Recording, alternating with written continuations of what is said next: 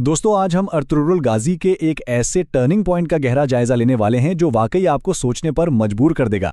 Episode 7 ये सिर्फ एक कबीले के जिंदा रहने की जद्दोजहद नहीं है, बल्कि सच कहूं तो ये वो वक्त है जहां से आहिस्ता आहिस्ता एक अजीम सल्तनत की बुनियादें रखी जा रही हैं। तो चलिए इस सफर का आगाज करते हैं। कहानी शुरू होते ही सीधा पॉइंट पर आती है, एक इंतहाई संगीन, रोंगटे खड़े कर देने वाली धमकी के साथ। याद रखना, नाकामी की सूरत में जिंदगी से हाथ धोना पड़ेगा। सोचिए जरा, इस एक जुमले ने पूरी फिजा में कैसा खौफ और सस्पेंस भर दिया होगा।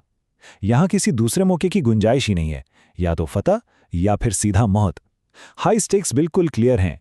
अब क्योंकि इस एपिसोड में हालात बहुत तेजी से बदलते हैं और कई कहानियां एक साथ चल रही हैं, हम इस पूरे तज्जिए को आसानी के लिए 5 हिस्सों में बांट लेते हैं।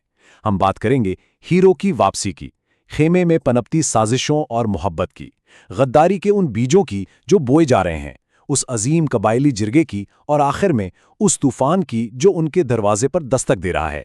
तो सबसे पहले बात करते हैं उस लम्हे की जिसका सबको इंतजार था, अर्तुगरुल की वापसी, जो काई कबीले के लिए किसी मौत के मुंह से वापस आने वाली उम्मीद से कम नहीं थी। अर्तुगरुल जब हलब से वापस आता है तो वो अकेला नहीं आता।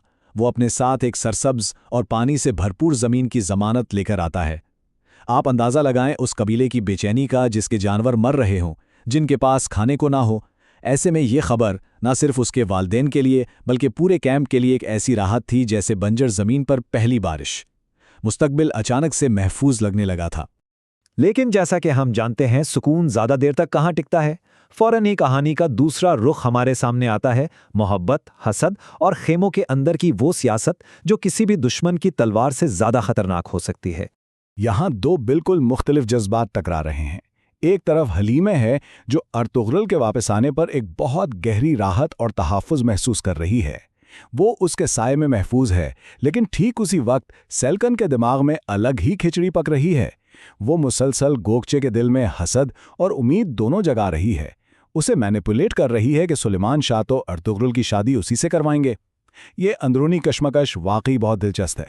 और इस सब खेमाबाजी के बीच हलीमा की जिंदगी का एक बहुत ही दर्दनाक और पुरइस्रार सवाल मुसलसल उसके पीछे है। क्या उसके वालिद वाकई गुजर चुके हैं? ये एक ऐसी गुत्थी है जो आसानी से सुलझ नहीं रही।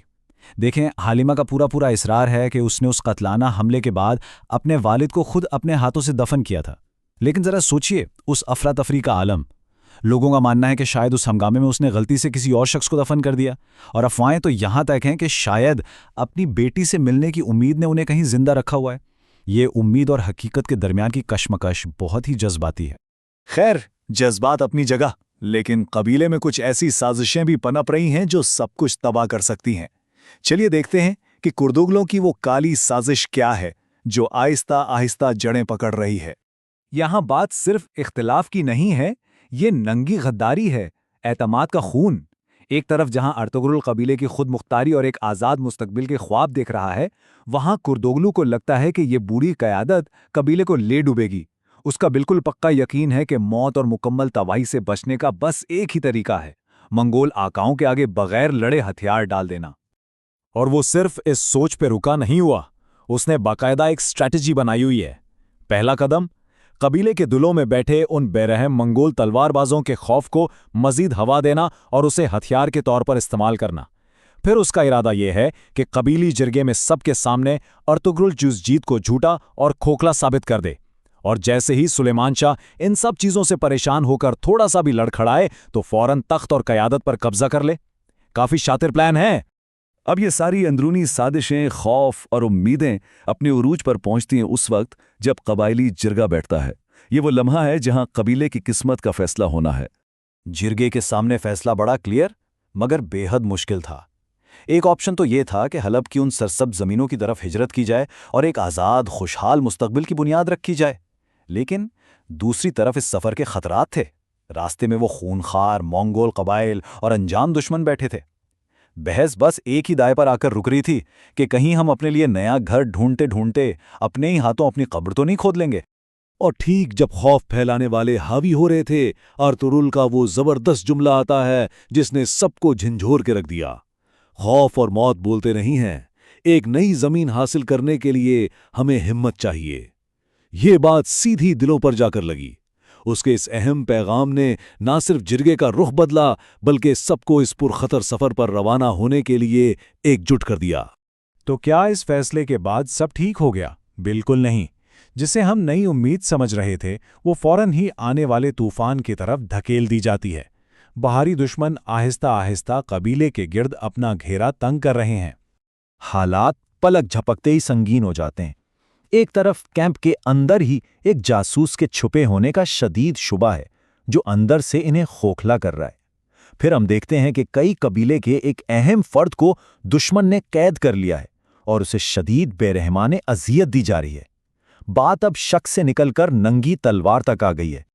اور پھر دشمن کا کمانڈر آ کر ایسی دھمکی دیتا ہے جو سیدھا دل میں ڈر پیدا کرتی ہے۔ میں تمہیں ایک آخری موقع دے رہا ہوں ورنہ میں تمہارے پورے قبیلے کو آگ لگا دوں گا۔ یہ کھلا الٹیمیٹم تھا۔ اگر سلیمان شاہ نے اپنے قیدیوں کو ان کے حوالے نہ کیا تو کسی کو نہیں چھوڑا جائے گا۔ بچہ، بوڑھا، عورت، پورا قبیلہ راکھ میں تبدیل کر دیا جائے گا۔ اور یہاں آ کر کہانی ہمیں ایک بے حد پیچیدہ سوال کے ساتھ اکیلا چھوڑ دیتی ہے۔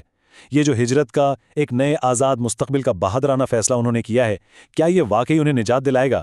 یا پھر وہ اپنے ہی پاؤں پر کلہاڑی مار چکے ہیں اور آنکھیں بند کر کے ایک ایسے موت کے جال میں پھنس گئے ہیں جہاں سے کوئی زندہ واپس نہیں آتا؟ انہی فیصلوں پر دنیا کی تاریخ ٹکی ہے۔ تو سوچئے ضرور، کیا خوف پر غالب آ سکے گی؟ اس تجزیے کو یہیں روکتے ہیں، اس امید کے ساتھ کہ اگلی بار اس کہانی کے مزید راز فاش ہوں گے۔